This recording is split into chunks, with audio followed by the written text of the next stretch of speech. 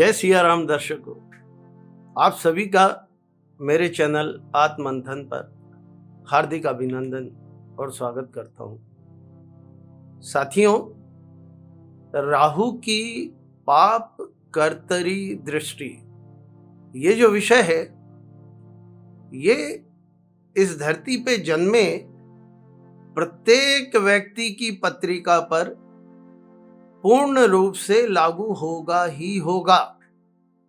राहु की पार्श्वगामी पाप कर्तरी दृष्टि से कोई भी व्यक्ति या कोई भी पत्रिका किसी भी हालत में बच नहीं सकती।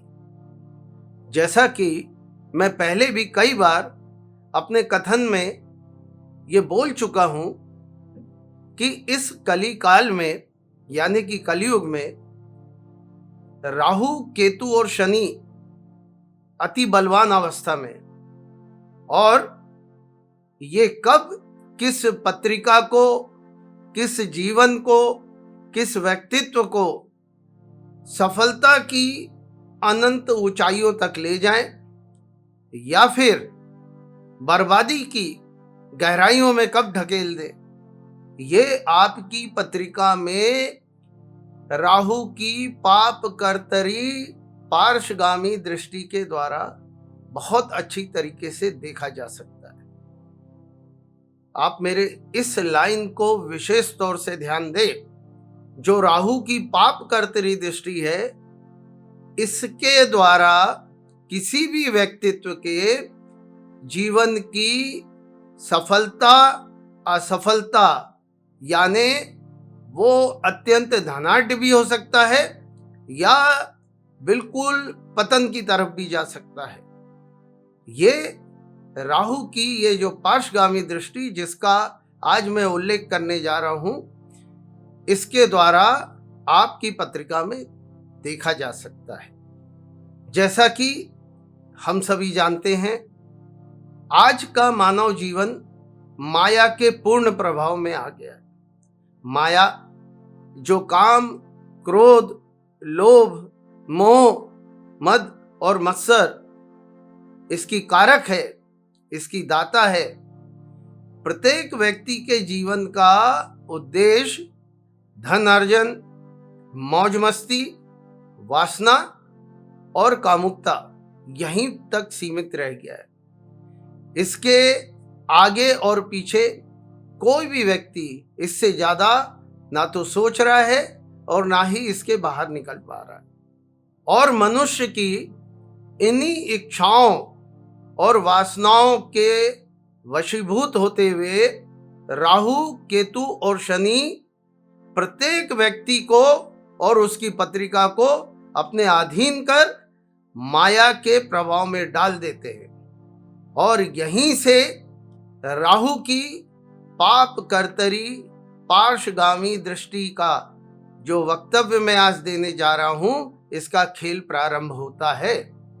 दर्शकों, राहु की पाप कर्तरी दृष्टि क्या है, इसको समझने से पहले आपको पाप कर्तरी दोष होता क्या है, ये समझना पड़ेगा। एक उदाहरण देकर के मैं आपको इसे समझाता हूं और बहुत आसानी से आप इसे समझ पाएंगे। ऊपर देखिए, एक पत्रिका का निर्माण हुआ है जिसमें 12 खंड है।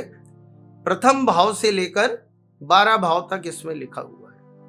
प्रथम भाव में गुरुदेव यानी बृहस्पति देव इसमें विराजमान है और द्वितीय भाव में राहु देव विराजमान है। और प्रथम भाव से ठीक पीछे जो 12वां भाव है, इसमें शनिदेव विराजमान है।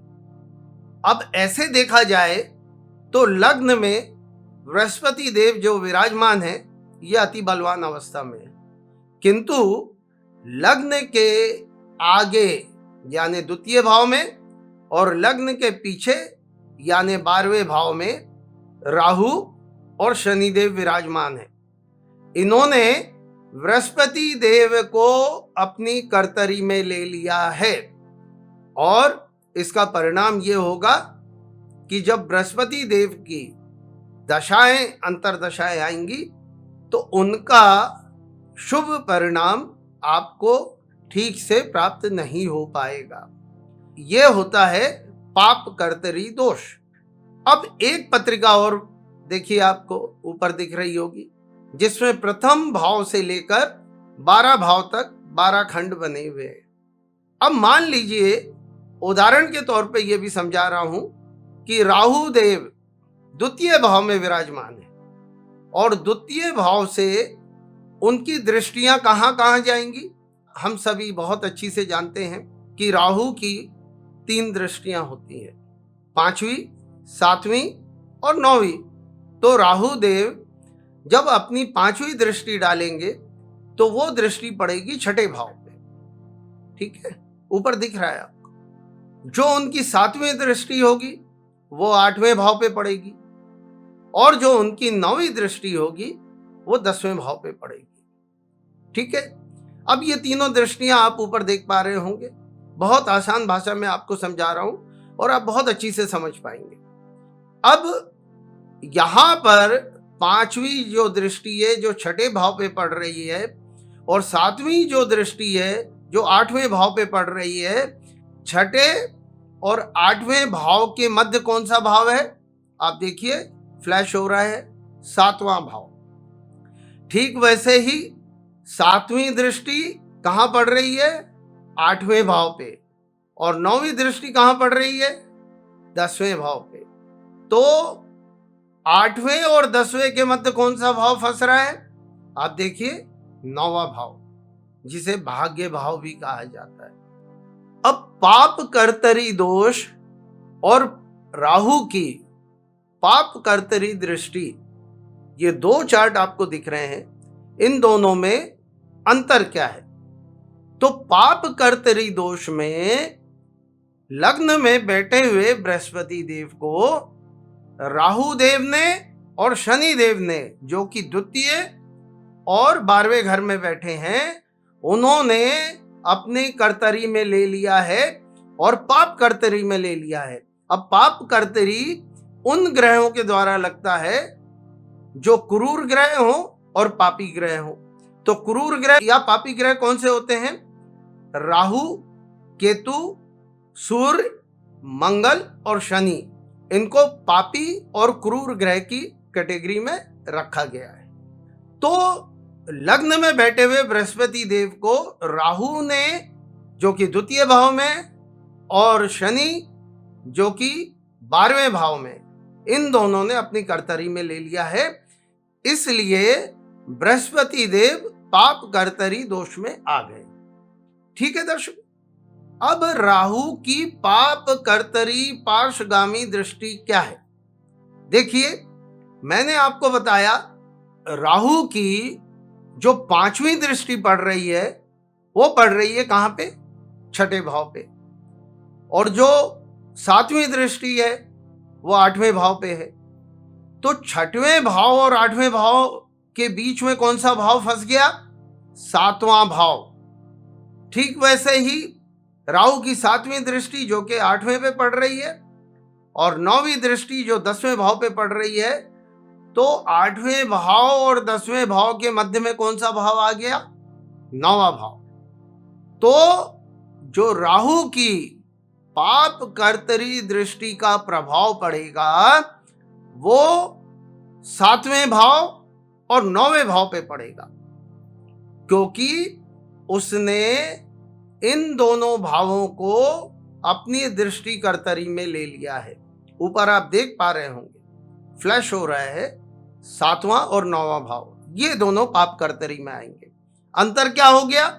वहां पाप कर्तरी दोष में सिर्फ एक ग्रह को, जो ग्रह बीच में फंसा था वो पाप कर्तरी दोष में आया था। यहां पूरा भाव और उससे संबंधित हर कार्य, हर कर्म, हर चीज राहु की पाप कर्तरी दृष्टि, पार्श्वगामी दृष्टि के प्रभाव में आ जाएगी। अब इसका जो परिणाम होगा वो आपको ऊंचाइयों तक ले जाएगा या बर्बादी तक ले जाएगा, अत्यंत धनवान बना देगा या धनी व्यक्ति को निर्धन बना देगा। कुछ भी हो सकता है जीवन के किसी भी कालखंड में।